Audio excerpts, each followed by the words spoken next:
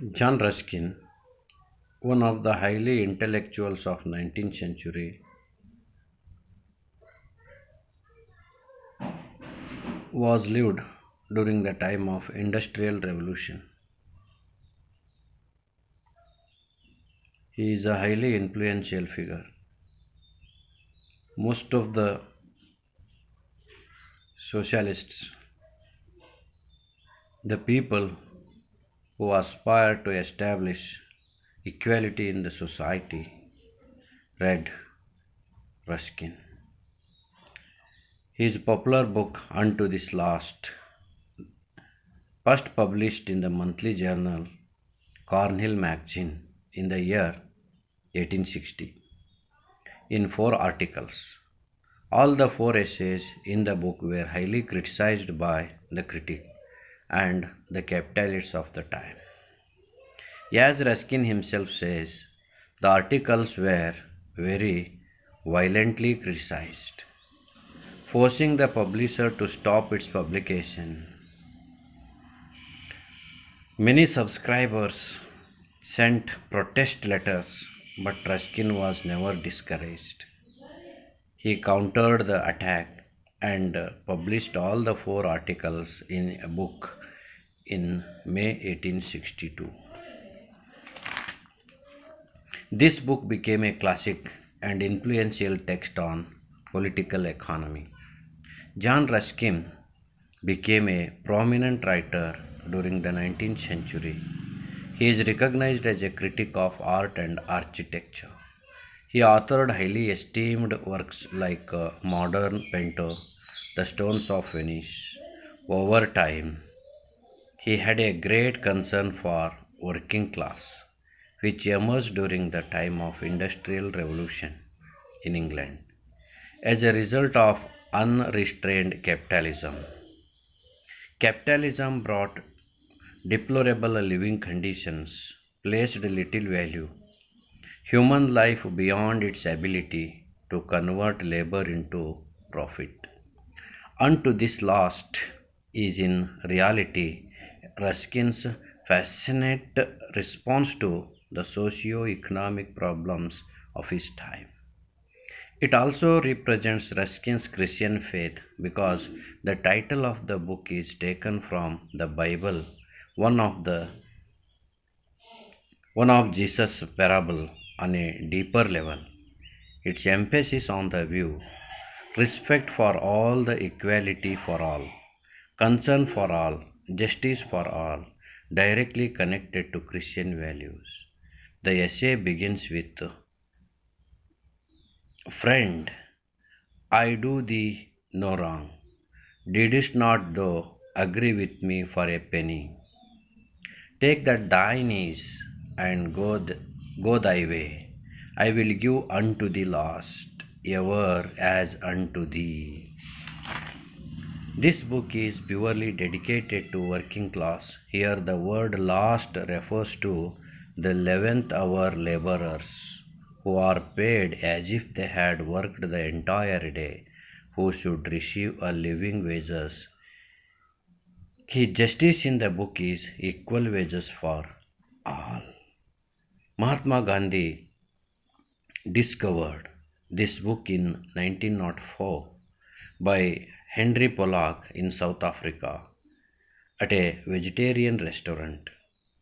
After reading the book, Gandhi changed his entire life and projects, and he published his Indian opinion from a farmhouse where everybody would get the same salary without distinction of functions, race, and nationality.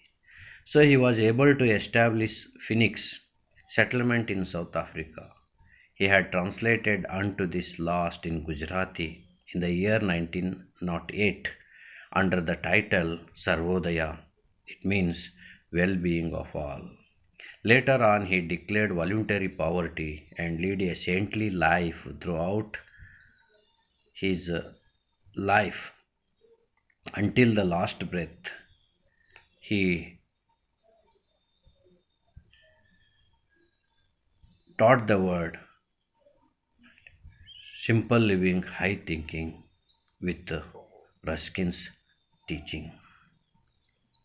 The first essay, The Roots of Honor, describes the relation between employer and employee. In the second essay, The Veins of Wealth, he analyzes the standard definition of wealth and offers an alternative way.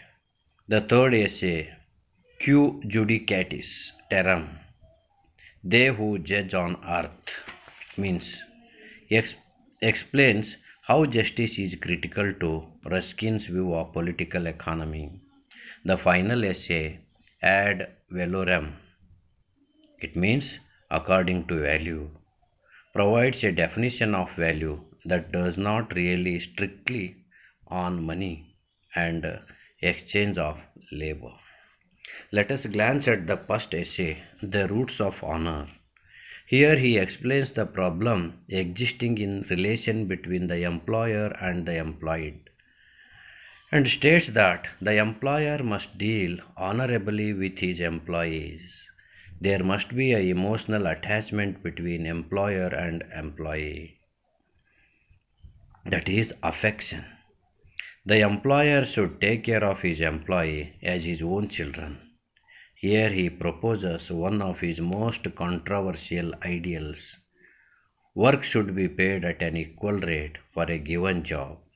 He says the natural and right system respecting all labor is that it should be paid at a fixed rate, but a good workman employed and the bad workman unemployed. He means that an employer should appoint a skilled and good workman and he should be paid a handsome salary. If the employee is a bad worker, he should not be employed at all. This means that the two workmen, one more able or reliable than the other, cannot be played against one another to reduce the final price of the work. In that case, one worker will be paid less than the fair price, the other will not work. So, more just according to Ruskin is to pay the superior worker the going rate for the job. The inferior worker will still not work. So, he emphasizes the worker awarded the job is paid a just wage and is happy. The other worker is unemployed. So he says all workers are to be educated at the expense of the state. So they develop some skills. The government should set up manufacturing factories which would supplement the goods produced by the private sector and provides a jobs for those workers who have lost out on bids for job. So Ruskin has a great concern from the beginning about the working class. He emphasized that the primary duty of a government or the state is to establish manufacturing industries and provide a job opportunities to the workers. And government factories should compete with the private sectors. Then only there is no unemployment problem in the country. The government should assure the quality of work. He suggests that it is the duty of the government to educate and employ the citizens of the nation and establish equality against injustice caused by the capitalists. In the second essay, The Veins of Wealth, here Ruskin attempts to desire I'm sorry. Here Ruskin attempts to define wealth and to offer an alternative view to the ideals of political economy, which he calls the science of getting rich. Ruskin points out that under the political economic system, getting rich is always at the expenditure of someone else. So he says the art of making yourself rich in the ordinary mercantile economic sense is therefore equally and necessarily the art of keeping your neighbor poor. For Ruskin, wealth is a justice. It is not only accumulated material goods but power over men and their labor. Raw materials, even gold or worthless without the labor required to extract them from nature. To be just has to be accumulated under moral conditions. Since the wealth is power over, he proposes the noble and the more in number are over whom that is the state caste has the power the great. National wealth is not built by a system of a few individuals getting rich at the expense of the many, but by the equitable sharing of riches among the greatest amount of citizens and the bringing up of as many citizens as possible to the highest level inst- possible in terms of education and intellect. Individual riches, as proposed by political economists, are not beneficial to society as a whole, while just and honorable wealth is a benefit to all. In other words, individuals are the real wealth of a state as they comprise the state. True political economy is that which produces the maximum number of human creatures developed in the highest degree in all their faculties of body, mind, and heart. In the third essay, Q Judicatis Terram, or Who Judge on Earth, deals with the idea of justice. To Ruskin, justice or injustice are inherent in all human economic transactions. Ruskin states that in a well administered state, the payment of labor would be determined by the laws of strict justice. If you pay an individual less labor, he would provide less service. If you provide him more labor, he will provide more service at the same given time. Thus, according to the law of supply and demand, when the number of laborers exceeds the amount of the work required, they are underpaid. And when the amount of the work required exceeds the number of laborers available, they are overpaid. And both these conditions are equally harmful to the true wealth of the nation. In the payment of wages, in the justice is done. In the payment of wages, if the justice is done, each subordinate person gets a fair chance of rising in the social scale because the accumulation of wealth with a single person is discouraged. If there is an injustice in wages, both the employee and the employer will suffer. When men are treated and paid justly, we go from a society where the rich get richer and the poor the poorer to a society where everyone has a chance to rise in economic status.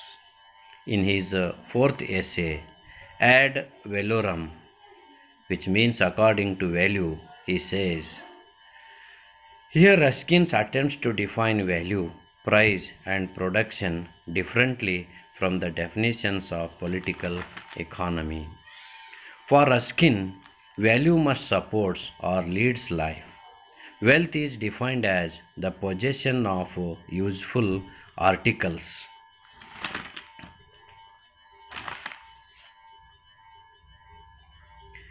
Is not a wealth at all.